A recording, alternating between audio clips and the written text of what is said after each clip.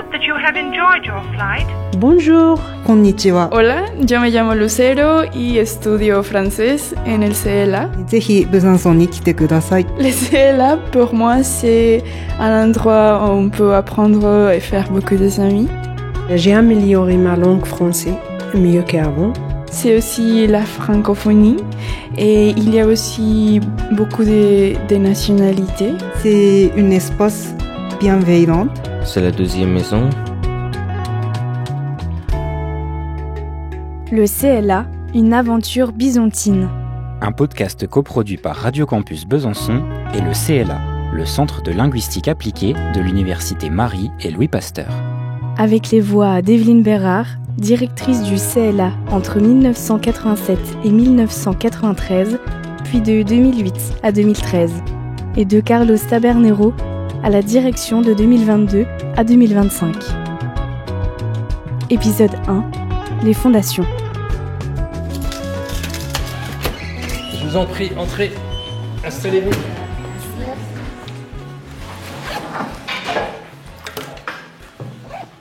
Evelyne, est-ce que tu peux m'expliquer ce qu'on vient d'entendre là ? On est où et qu'est-ce qui se passe exactement ?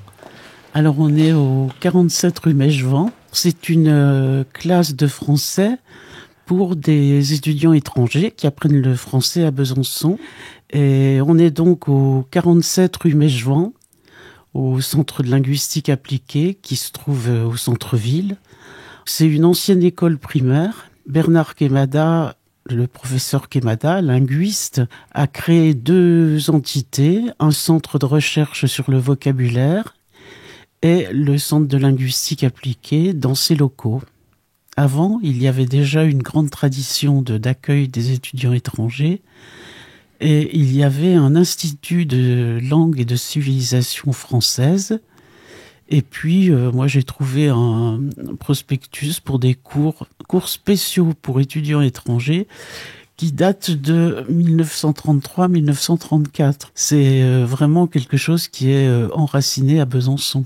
D'accord, donc ça a des racines assez profondes, une espèce de tradition d'accueil, je dirais, des étudiants étrangers à Besançon.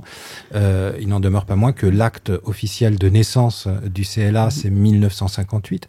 Alors comment est-ce que toi tu expliques que, justement, en 1958, il y a eu la création de ce centre, qui est le premier en France de ce type, avec ses objectifs et avec ses moyens. Comment tu expliques que ça ait pu se passer à Besançon ?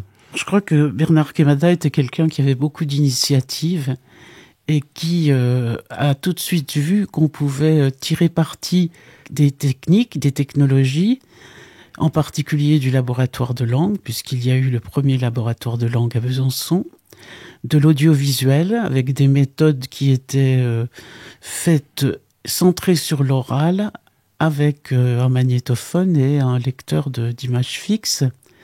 Donc des méthodes qui sortaient beaucoup des méthodes traditionnelles. Il y a eu aussi un environnement qui l'a beaucoup aidé. C'est-à-dire que les différents doyens successifs de la faculté des lettres l'ont soutenu. Les maires de la ville l'ont beaucoup aidé. Du coup, il a obtenu des crédits qui ont permis l'installation d'équipements. Et la mairie a donné au CELA, enfin loué avec un bail amphithéotique de 100 ans, l'école primaire dans laquelle nous sommes. Ce qui lui a permis d'avoir des locaux autonomes et de ne pas être dans la faculté des lettres. Donc je crois que tous ces éléments ont joué pour que puisse exister le centre de linguistique appliquée. Et tu me disais que, en fait, dans la vision initiale de Bernard Quémada, le CELA, c'est un centre de langue au pluriel, et ça l'est toujours d'ailleurs, puisqu'on enseigne toujours une dizaine de langues vivantes au CELA, mais on observe très vite qu'il y a un virage, une centration sur la question de la francophonie, la question du français enseigné comme langue étrangère qui va se produire. Et comment tu expliques cette centration ? Bernard Quémada pensait plutôt aux langues vivantes, anglais, espagnol, etc. Parce que lui pensait que c'était des langues l'apprentissage des langues était un facteur très important dans les entreprises. Et d'ailleurs, c'est lui qui a pris les premiers contacts avec Air France, avec qui le CELA signera plus tard. Et formera le personnel navigant d'Air France, Air Inter, Air Vietnam. Et puis, il était assez proche de la Chambre de commerce et donc des entreprises du Nord-Franche-Comté, par exemple. Tout de suite, il y a eu des professionnels qui venaient apprendre les langues. Et il a mesuré l'importance de parler une langue étrangère dans certaines professions. Donc, je pense qu'il était plutôt persuadé que ce serait cet aspect-là qui se développerait. Mais entre-temps, il y a eu beaucoup d'accueil d'étudiants étrangers. Il y a eu une politique du ministère des Affaires étrangères, du ministère de la Coopération, qui ont de façon volontaire poussé à l'enseignement du français. Donc c'était assez normal. Et puis après, il y a des facteurs économiques, il y a les marchés que la France a obtenus à l'étranger, en particulier l'armement, où il fallait former des professionnels syriens, saoudiens, libyens. On a eu un public arabophone assez important à cette époque. Donc je crois que ces éléments-là qui font que finalement c'est plutôt le français langue étrangère qui s'est développé. Et puis très rapidement, il y a eu également la formation de professeurs. Evelyne, je te propose justement qu'on écoute la voix de Bernard Quémada. Alors il est interrogé par un autre ancien directeur, Serge Borg, et ça se passe en 2005. On se demande parfois si Besançon, terre d'utopie, n'était pas un peu votre terre de prédilection. Ce qu'il y a, c'est qu'à Besançon, terre d'utopie, comme vous disiez, ça a été aussi une terre, je dirais, favorable à la prise de pas mal d'initiatives. Parce qu'en réalité, quand je suis arrivé, moi, en 1950, puisque j'ai commencé en 1950 ma carrière à Besançon, à la faculté des lettres de Besançon, c'était encore la France du 19e siècle, pratiquement. Et en 10 ans, 15 ans, il y a une évolution assez spectaculaire. Très spectaculaire, qui n'a cessé d'ailleurs. Alors comme je te disais, on vient d'entendre là la voix de Bernard Quémada. Et c'est intéressant parce qu'il parle de Besançon comme d'une ville utopiste et il en fait une des raisons pour lesquelles le CLA a pu naître. Alors c'est vrai que Besançon est une ville d'utopie à bien des égards, utopie sociale, utopie littéraire, utopie architecturale. Est-ce qu'on peut parler aussi d'utopie pédagogique à cette époque et comment est-ce que ça se matérialise ?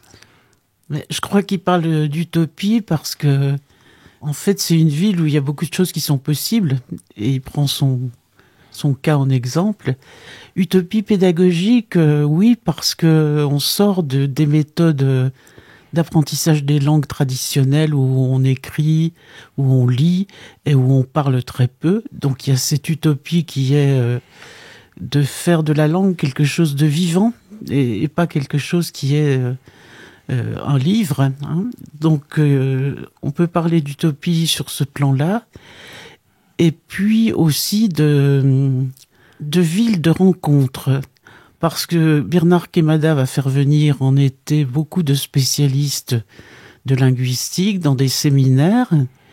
Pendant 5 ans, les 2 autres entités qui s'occupent de français langue étrangère en France, le BELC, le Bureau pour l'enseignement des langues et des cultures, et le CREDIF, le Centre de recherche et de diffusion de la langue française, vont également venir à Besançon, mais pas pour faire des cours de langue, pour former des professeurs étrangers. Et ces professeurs étrangers qui viennent de beaucoup de pays sont en général des groupes de 20 à 30 personnes. Et c'est vrai qu'il y a un côté utopiste parce qu'on arrive à faire se rencontrer à Besançon, et cela a continué ensuite, des personnes qui, a priori, ne devraient pas se parler. C'est-à-dire ? Je ne sais pas, mais par exemple, je prends le cas des Palestiniens parce que ça dure depuis très longtemps, avec des professeurs qui sont des professeurs qui viennent d'Israël. Hein. Ce genre de choses est arrivé et il n'y a pas eu de clash, donc c'est une ville, oui, utopiste sur ce plan-là. C'est quelque chose d'assez exceptionnel. Hein. Tu veux dire qu'en fait, ce qui rassemble les gens qui viennent à Besançon, c'est le français. C'est le français, c'est une culture professionnelle commune, et que ça, absolument. C'est plus fort que tout le reste. Absolument.